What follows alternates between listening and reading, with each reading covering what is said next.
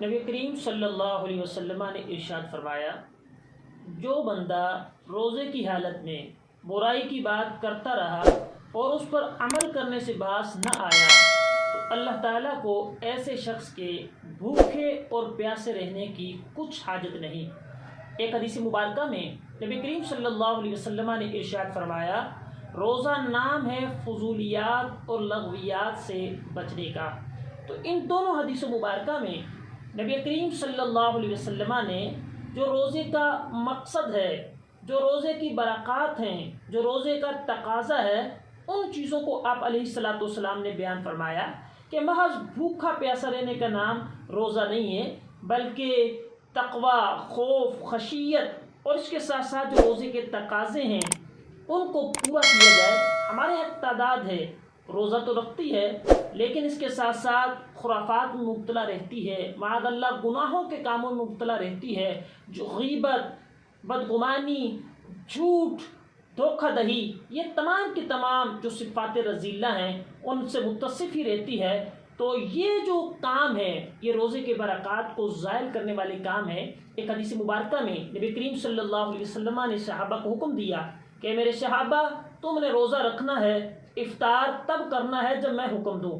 شام کا وقت ہوا، ایک صحابی حاضر ہوئے، عرض کی آقا روزہ رکھا تھا، شام ہو گئی ہے، حکم ہو تو افطار کروں؟ سرکار نے فرمایا افطار کر لو۔ دوسرے صحابی حاضر ہوئے، انہیں بھی سرکار علیہ الصلوۃ والسلام نے افطار کی اجازت دی۔ تیسرے صحابی حاضر ہوئے، عرض کی یا رسول اللہ، میرے گھر میں 2 جوان لڑکیوں نے بھی روزہ رکھا ہے، انہیں بھی اجازت عطا فرمائے، وہ افطار کر لیں۔ سرکار علیہ السلام نے ان کی طرف توجہ نہ فرمائی۔ انہوں نے دوسری مرتبہ عرض کی، سرکار نے پھر توجہ نہ فرمائی۔ تیسری مرتبہ عرض کی تو نبی کریم صلی اللہ علیہ وسلم نے ارشاد فرمایا، اس ذات کی قسم جس کے قبضہ قدرت میں میری جان ہے، ان دونوں نے روزہ نہیں رکھا۔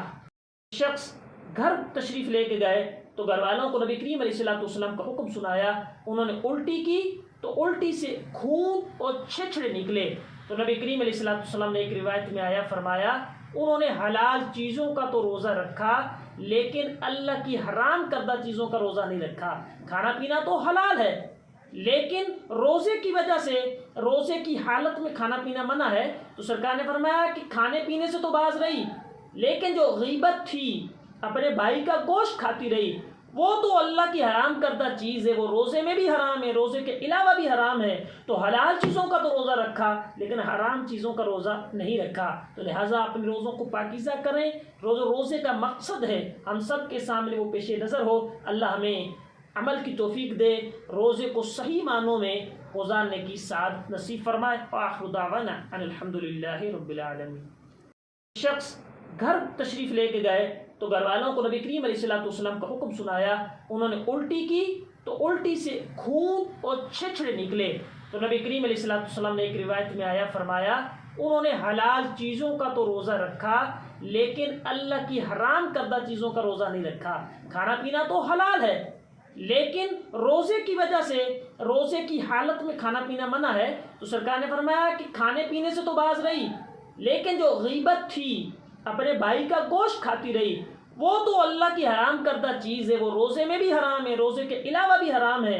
تو حلال چیزوں کا تو روزہ رکھا لیکن حرام چیزوں کا روزہ نہیں رکھا۔ تو لہٰذا اپنے روزوں کو پاکیزہ کریں۔